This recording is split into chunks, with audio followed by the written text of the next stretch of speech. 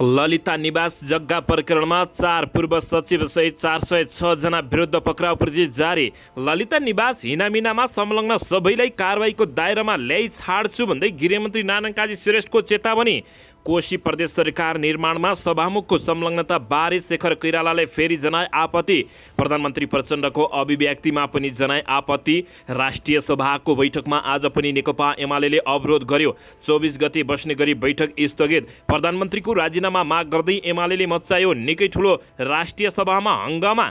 सांसदमा प्रधानमन्त्री प्रचण्डलाई जवाब दिने वातावरण बनाउन नेकपा एमालेलाई राष्ट्रिय सभा अध्यक्षको आग्रह। हाई प्रोफाइल मानिसहरूले जे गरे पनि हुन्छ भन्ने प्रवृत्ति विरुद्ध सरकार रहेको मन्त्री रेखा शर्माको भनाई। प्रधानमन्त्रीले राजीनामा नदिने सरकार ढल्दैन भन्दै प्रवक्ता मन्त्री शर्माको भनाई। कोशी प्रदेशको सरकार गठन असंवैधानिक भन्दै नेकपा एमालेले सर्वोच्च अदालतमा हाल्यो रेड। भारत भ्रमणका क्रममा भएका सहमति कार्यान्वयनका लागि पहल भइरहेको प्रधानमन्त्री पुष्पकमल दाहाल प्रचण्डको भनाई। र अमरेश कुमार सिंह विरुद्ध आरजु देउबा राणाले हालिन्। गाली बेइज्जतीको मुद्दा आइतबार पेशी तोकियो। ललिता निवासको 112 रोपनी जग्गा सम्बन्धी 2 मिसिल अख्तियारबाटै गायब। प्रतिनिधि सभाको बैठक बस्दै 3वटा विधेयक प्रस्तुत हुने। गृहमन्त्रीको ठाडो ठोकुवा। कमिसन र भ्रष्टाचारको जालो राजनीतिक संरक्षणमा छ। कोशी प्रदेशमा आफ्नै दलको सरकार बनाउन परमादेश माग गर्दै सर्वोच्च अदालत गयो नेकपा एमाले। मीनबहादुर गुरुङ लगायतको रिट विपक्षीलाई पनि झिकाउने सर्वोच्च अदालतको आदेश। अब हेर्नुहोस् पुरा समाचार।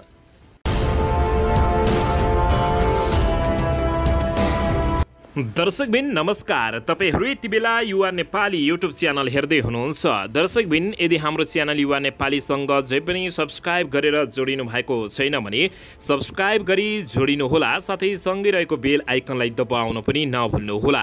दर्शक महानुभावहरू, तपाईहरूले हामीलाई कहाँदेखि हेर्दै हुनुहुन्छ, कस्तो अवस्थामा हेर्दै हुनुहुन्छ, देशदेखि हेर्दै हुनुहुन्छ या विदेशदेखि हेर्दै हुनुहुन्छ? दर्शकबिन यदि तपाईहरूले हामीलाई रेगुलर हेर्नुहुन्छ भने रेगुलर र पहिलोपटक हेर्दै हुनुहुन्छ भने पहिलोपटक भने कमेन्ट बक्समा गई कमेन्ट गरी हाम्रो मेहनतको लागि एउटा सानो लाइक गर्न पनि नभुल्नुहोला। आउनुहोस् दर्शक महानुभावहरू, आजको पहिलो तथा विशेष खबरतर्फ लागौं। दर्शकबिन, प्रमुख प्रतिपक्षी दल नेकपा एमालेले शुक्रबार पनि राष्ट्रिय सभाको बैठक अवरोध जारी राखेको छ। प्रधानमन्त्री पुष्पकमल दाहाल प्रचण्डको राजीनामा माग गर्दै लगातार 3 दिनदेखि नेकपा एमालेले संघीय सदनका दुवै सदनको बैठक अवरोध गर्दै आएको छ। नेकपा एमालेका सांसदहरूले अवरोध गरेका कारण राष्ट्रिय सभाको बैठक शुक्रबार पनि नियमित कार्यसूचीमा प्रवेश गर्न सकेको छैन। राष्ट्रिय सभामा सरकारले ल्याएको विनियोजन विधेयकमाथि छलफल गर्ने कार्यक्रम रहेको थियो। विनियोजन विधेयकमाथि छलफलको पूर्व निर्धारित कार्यतालिका परिवर्तन गरी असार 24 गते छलफल गर्ने र 25 र 26 गते मन्त्रीले जवाब दिने कार्यतालिका निर्धारण गरिएको छ। 24 असारमा बैठक बस्ने गरी शुक्रबारको बैठक स्थगित गरिएको छ। बैठकको सुरुमै बोल्दै एमालेकी सांसद विमला घिमिरेले आफ्नो पार्टीले कुनै पनि आग्रह पूर्वाग्रह कुण्ठाले भन्दा पनि राष्ट्र र जनताको स्वाभिमान र सांसदको गरिमाको रक्षा गर्नका लागि प्रधानमन्त्री पुष्पकमल दाहाल प्रचण्डको राजीनामा नआएसम्म संसद बैठक चल्न नदिने अडान लिएकी हुन्। दर्शकबिन, यसैबीच यता गृहमन्त्री नारायण काजी श्रेष्ठले कमिसन र भ्रष्टाचारको जालो राजनीतिक संरक्षणमा भएको बताएका छन्। उपप्रधान तथा गृहमन्त्री नारायण काजी श्रेष्ठले राजनीतिक दलले मुलुकमा कमिसन र भ्रष्टाचारको जालोलाई संरक्षण गरेको आरोप लगाएका छन्। शुक्रबार बिहान निजी निवासमा पत्रकारहरूसँग कुराकानी गर्दै मन्त्री नारायण काजी श्रेष्ठले यसमा नेतृत्वबाट संरक्षित रहेको वा राजनीतिक नेतृत्वकै संलग्नता हुने गरेको आरोप लगाएका हुन्। उनले भने भ्रष्टाचारको जालो कुनै न कुनै ढङ्गले राजनीतिक ढङ्गले संरक्षणमा छ वा उनीहरूकै संलग्नता छ। त्यसकारण विकासले कहिल्यै पनि फड्को मार्न सक्दैन। जनतामा सपना बाँडेर मुलुकका समस्या समाधान गर्न आँट नगर्ने प्रवृत्ति देखियो। राजनीतिक सफा गर्नुपर्ने उनले बताएका छन्।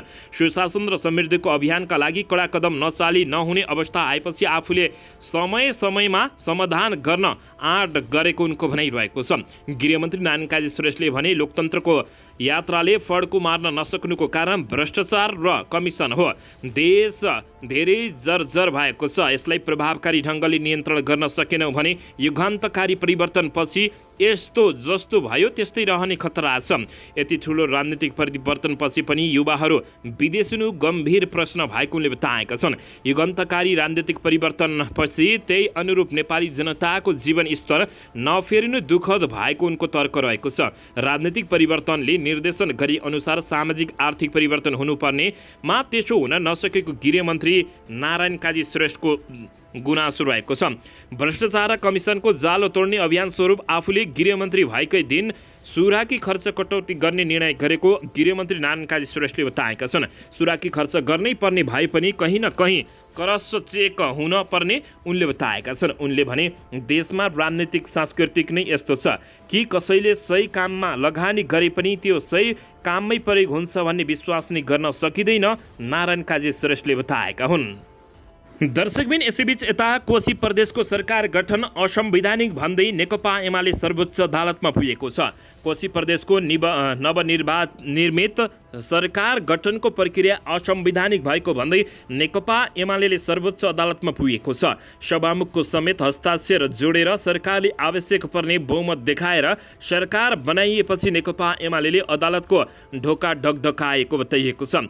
कोशी प्रदेशका नेकपा एमाले संसदीय दलका प्रमुख सचेतक रेवती रमण भण्डारीका अनुसार सर्वोच्च अदालतमा केही बेरमा निवेदन दर्ता हुँदैछ। नेकपा एमाले निवेदनमा संविधानको धारा 168(2) बाट निर्मित सरकार असंवैधानिक भएकाले उत्प्रेषणको आदेशद्वारा बदर गरी धारा 168(3) अनुसार नयाँ सरकारको बाटो खोल्न परमादेश जारी गर्न माग गरेको छ। हामी रिट दर्ता गर्दछौँ। संविधानको प्रक्रिया मिचेर सरकार बनाइएको छ, त्यसले असंवैधानिक कदम विरुद्ध हामी सर्वोच्च अदालतमा पुगेका हौँ। रिट दर्ताका लागि काठमाडौँ आइपुगेका प्रमुख सचेतक भण्डारीले यस्तो बताएका हुन्। दर्शकबिन यसैबीच यता हाई प्रोफाइल मानिसहरूले जे गरे पनि हुन्छ भन्ने प्रवृत्ति विरुद्ध सरकार रहेको मन्त्री रेखा शर्माले बताएकी छिन्।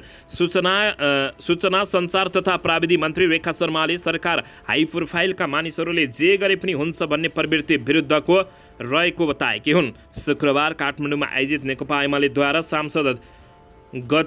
सांसदको विषयमा सरकार र माओवादी केन्द्रको धारणा विषयक पत्रकार सम्मेलनमा मन्त्री शर्माले सरकारले हाई प्रोफाइल कल्चर नभई आम नागरिक कल्चर स्थापनामा सरकार लागेको बताएकी हुन्। उनले भनिन् हाई प्रोफाइलको मानिसहरूलाई जे गरे पनि केही हुन्न भन्ने जुन प्रवृत्ति हावी भएको छ, हामी त्यसको विरुद्धमा छौँ। हाई प्रोफाइल कल्चर होइन, आम नागरिक कल्चर स्थापनामा हामी लागेका छौँ। सबैलाई कानुनी दायरामा ल्याउनुपर्छ। यो हिजोको राजतन्त्र होइन, हिजोको पञ्चायत होइन। कसैलाई कानुनभन्दा माथि बस्नुपर्ने छुट र कसैलाई कानुनभन्दा तल बस्नुपर्ने छुट छैन, उनले बताएका छन्। राम्रो कामको सुरुवातको लागि र दृढपूर्वक खुट्टा टेकेर अगाडि बढ्नको लागि सबैको साथ सहयोग अपेक्षा रहेको समेत उनको भनाइरहेको छ।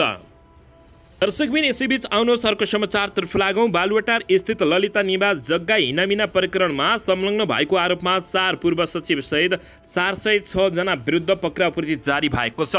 ललिता निवासको सरकारी जग्गा व्यक्तिको नाममा पास गर्ने काममा संलग्न भएको भन्दै तत्कालीन सचिव दीप बस्नेत, छविलाल पन्त, दिनेश हरि अधिकारी र नारायण गोपाल मलेङ्गो विरुद्ध पक्राउ पर्ची जारी भएको नेपाल प्रहरीका प्रवक्ता तथा प्रहरी नायब उपमहानिरीक्षक कुबेर कडायतले जानकारी दिएका छन्। तीमध्ये एक पूर्व सहसचिव सुधीर शाह पक्राउ परिसकेका छन् भने सुधीर शाह पक्राउ परिसकेका हुन् भने अख्तियार दुरुपयोग अनुसन्धान आयोगका पूर्व आयुक्त समेत रहेका दीप बस्नेत यति बेला फरार रहेका हुन्।